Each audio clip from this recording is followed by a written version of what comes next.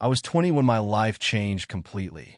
I thought I had everything, a husband, a baby on the way, and the future I had always envisioned.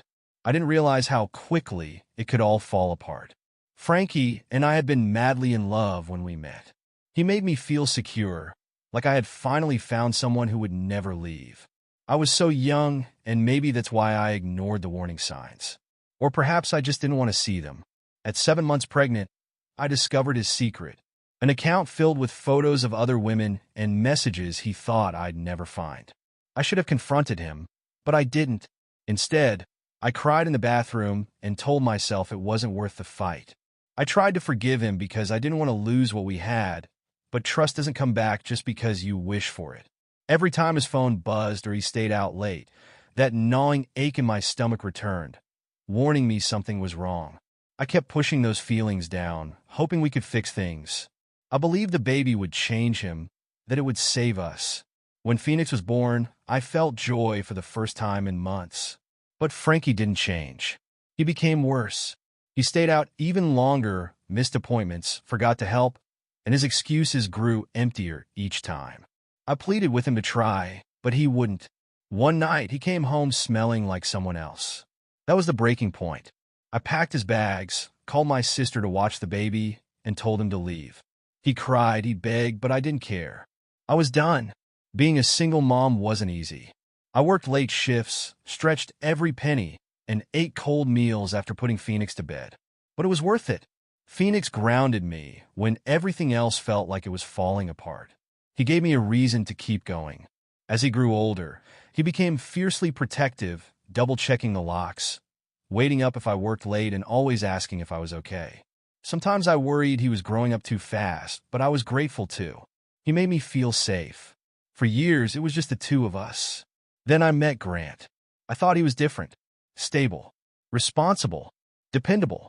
We had a daughter together, Winnie, and I let myself believe we had finally found happiness, the ending I had been longing for. I was wrong. Grant turned out to be worse than Frankie. It started with sharp words, then yelling, and then it escalated. I told myself I could endure it for the kids. But the day he laid a hand on Phoenix, I called the police and got him out of our lives for good. We moved after that.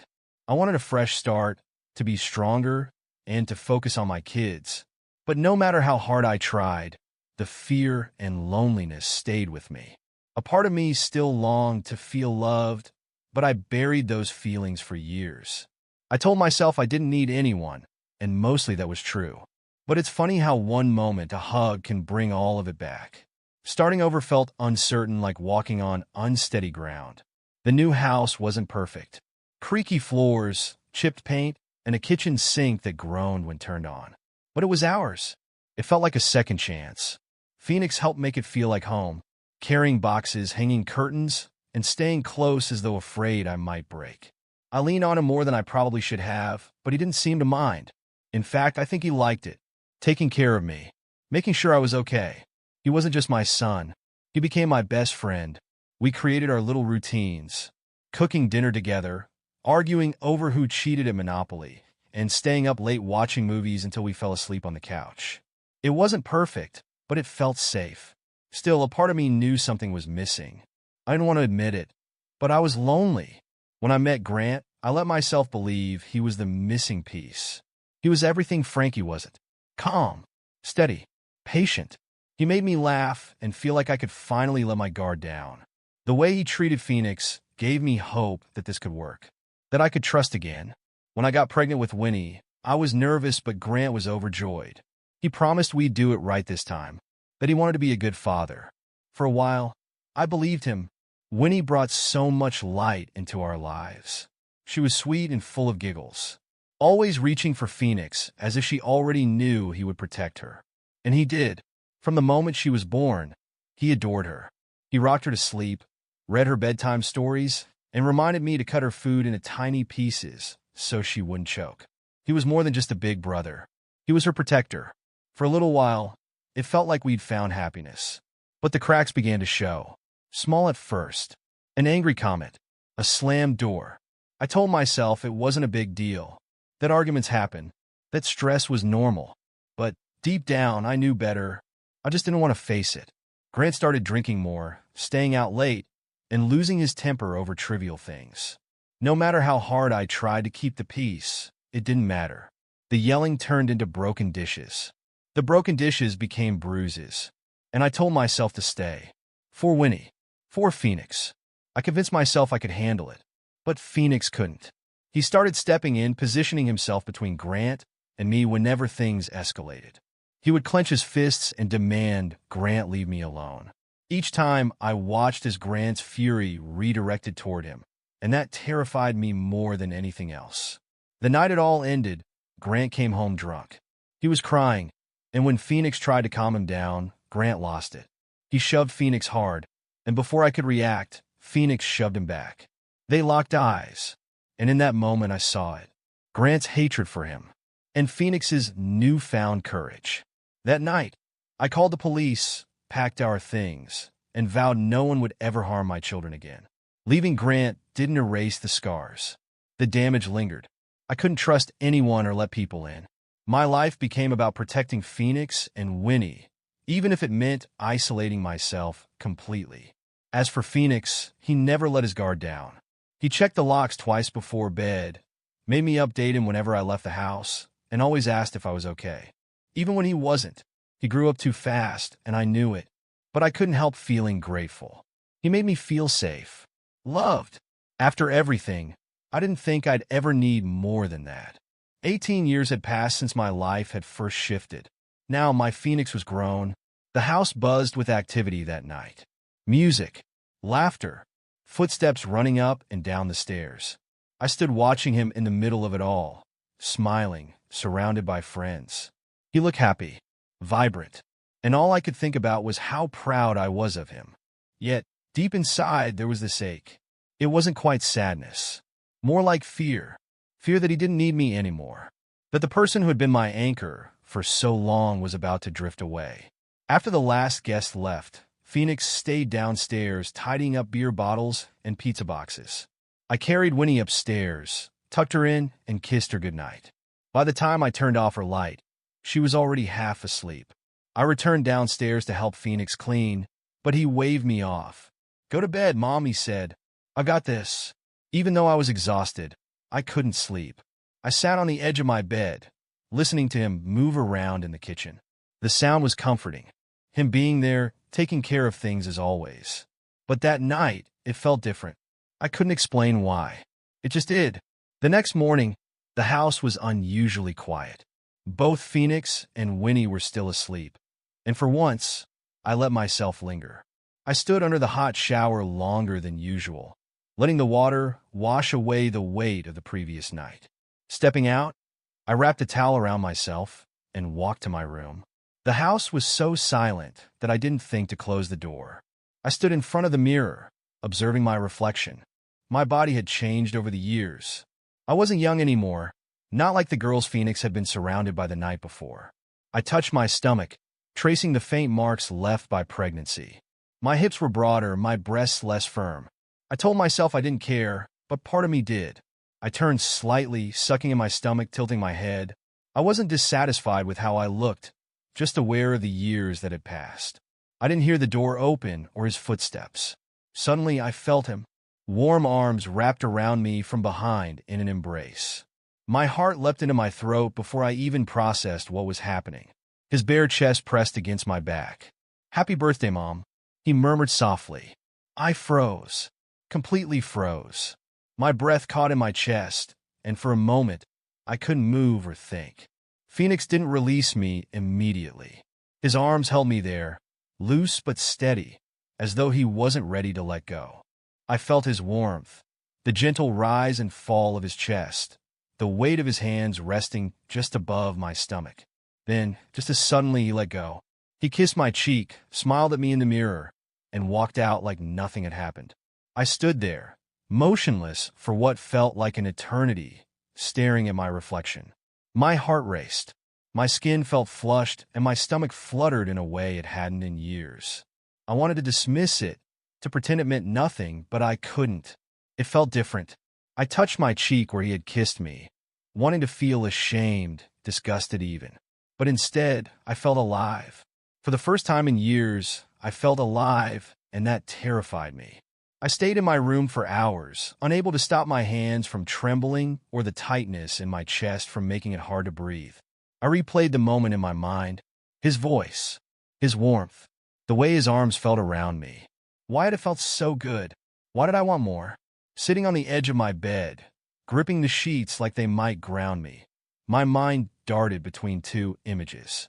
The little boy I used to cradle to sleep and the man I'd seen in the mirror that morning. It didn't make sense. It couldn't. But the thoughts were there.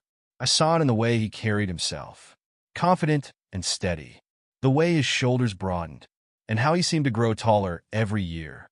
And that morning I felt it, the weight of his body, the warmth of his skin, the strength in his embrace. It wasn't supposed to feel this way. I stared at my reflection in the mirror, searching for some kind of explanation, anything to help me understand what was wrong with me. But all I could see was a woman who had spent countless years being overlooked, undervalued, and discarded.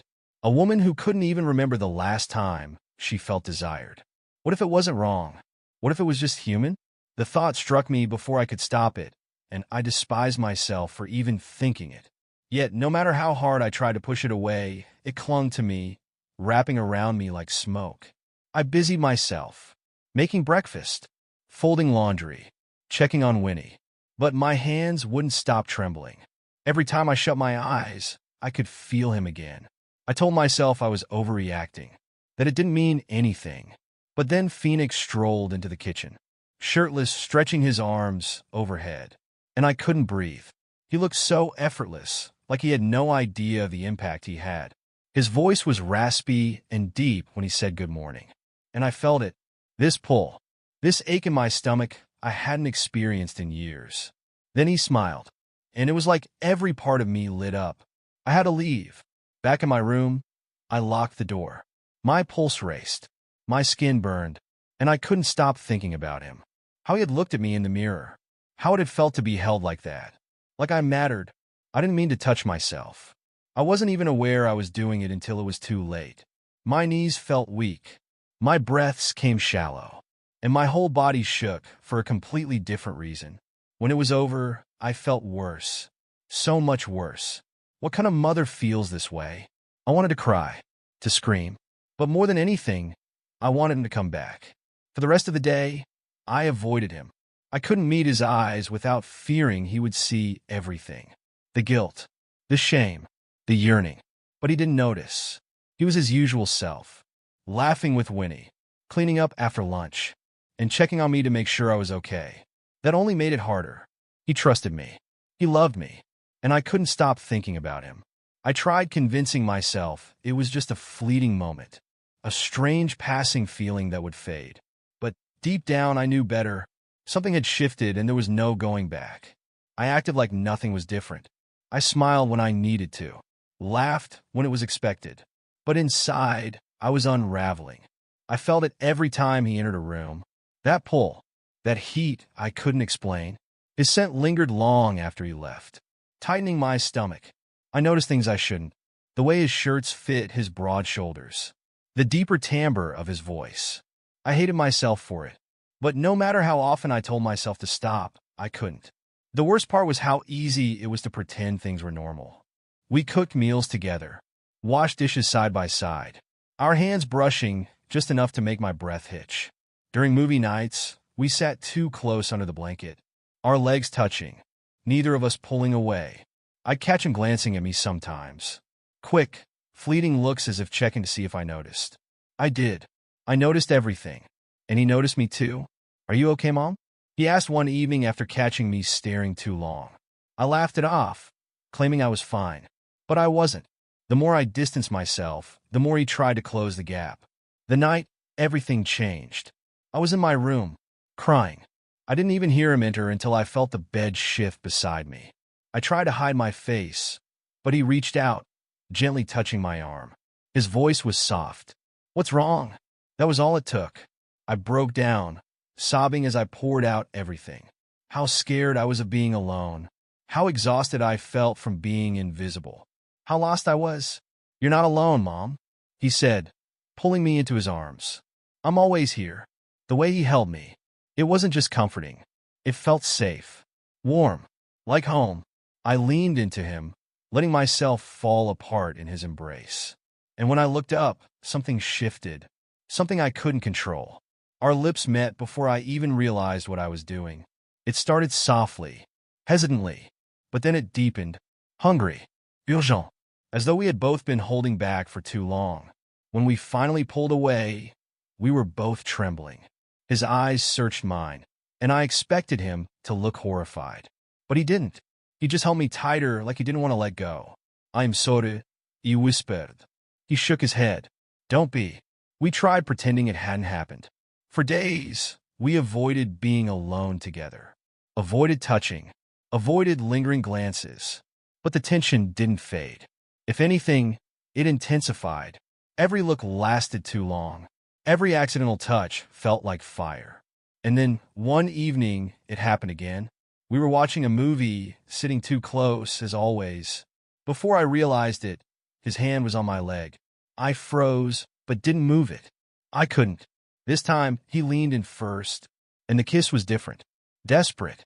Needy. As though he craved it as much as I did. We didn't stop. His hands roamed over me, and I let him. I wanted him. When we finally crossed the line, it wasn't slow or tender. It was frantic, messy, overwhelming. Afterward, I thought the guilt would crush me, but it didn't. That night changed everything. We didn't speak about it, but it didn't stop. We started stealing moments whenever we could. Quick touches, stolen kisses, and eventually more. Our first time was awkward. We were nervous, unsure, but we didn't stop.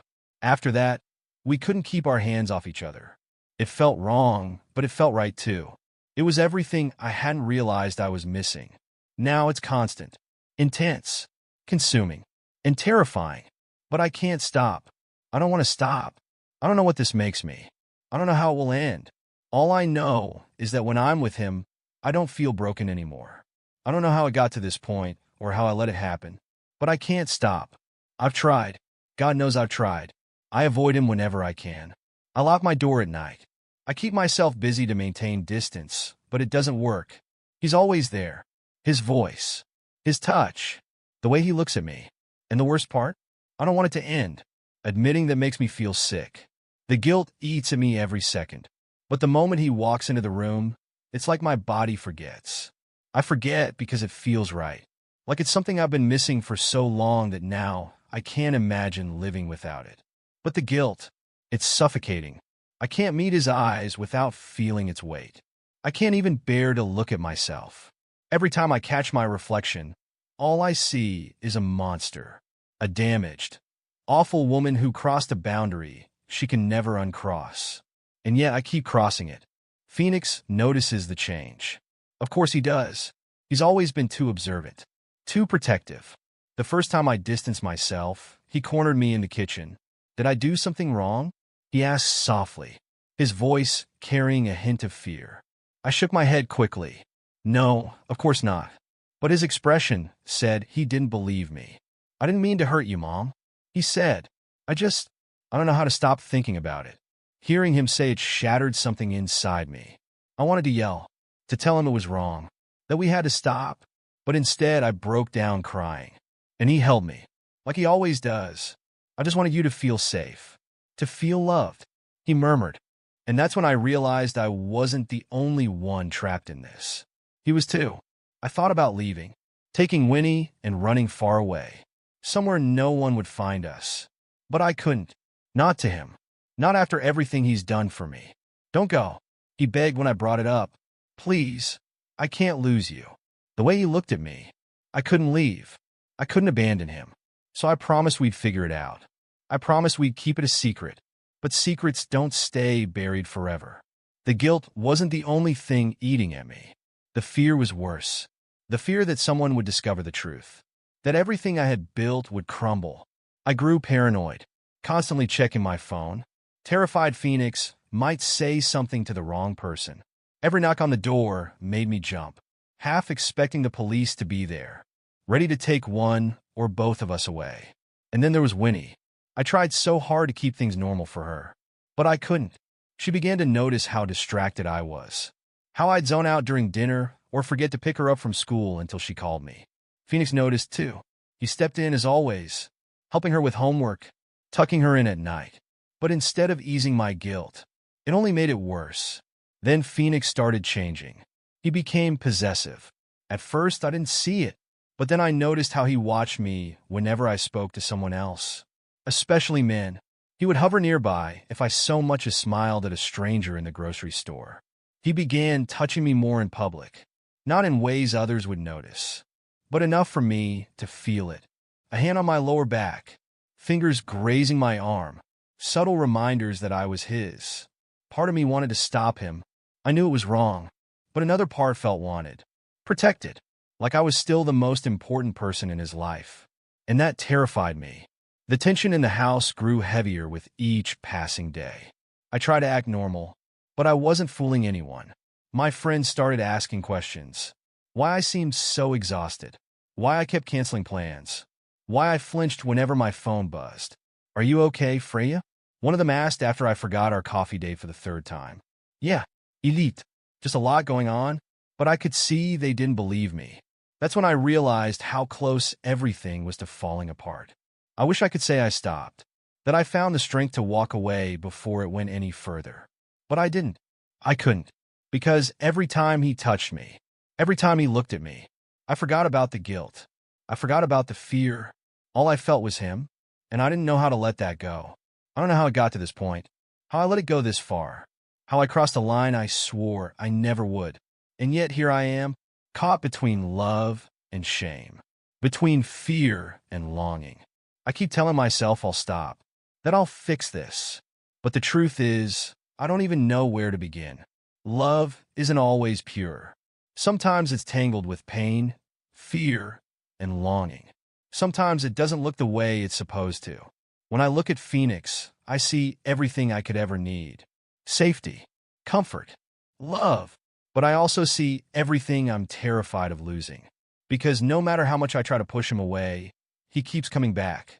He holds me like I'm the only thing that matters. And that frightens me more than anything. I've been thinking about talking to him, telling him we need to stop, really stop.